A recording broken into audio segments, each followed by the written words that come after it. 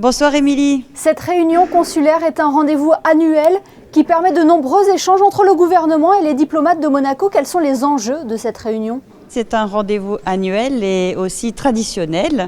Nous profitons de la présence des ambassadeurs et des consuls de Monaco à l'étranger qui sont présents dans le cadre des festivités de la fête nationale pour organiser le lendemain du 19 novembre une réunion qui nous permet dans un premier temps de nous retrouver une fois par an, mais aussi d'échanger et surtout de présenter quelles sont les priorités de la politique extérieure de la principauté.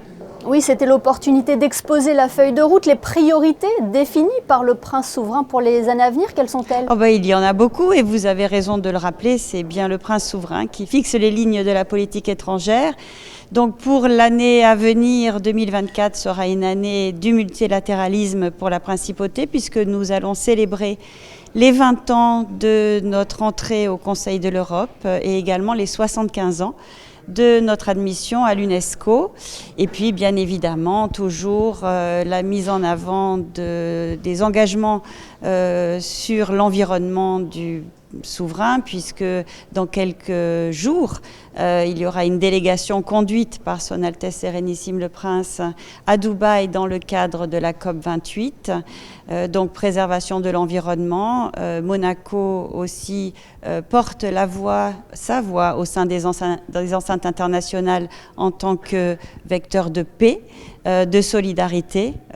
Nous sommes dans un contexte difficile, donc nous souhaitons promouvoir les valeurs qui nous sont chères, valeurs de paix, de coopération et de solidarité.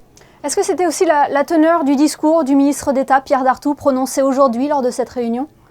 Oui, le ministre d'État nous fait toujours le plaisir de venir clôturer cette session consulaire et le ministre a rappelé quels sont les enjeux aussi pour Monaco et plus particulièrement dans un avenir proche, les efforts que la principauté met en œuvre dans le cadre de la supervision s'agissant de Monéval et également de la prochaine visite du Gréco.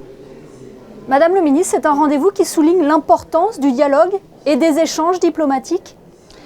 C'est fondamental pour la principauté. D'ailleurs, nous avons un réseau consulaire important, uniquement 16 ambassadeurs accrédités à l'étranger, mais 130 consulats qui sont actifs dans 83 pays.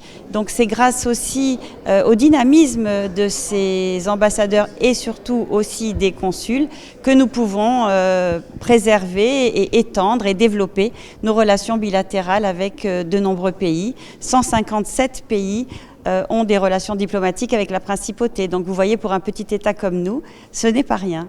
C'est un rendez-vous important aussi pour votre département ? Oui, c'est un rendez-vous important pour notre département puisque c'est l'occasion justement de retrouver tous les acteurs étrangers avec lesquels nous travaillons tout au long de l'année. La fête nationale le permet aujourd'hui.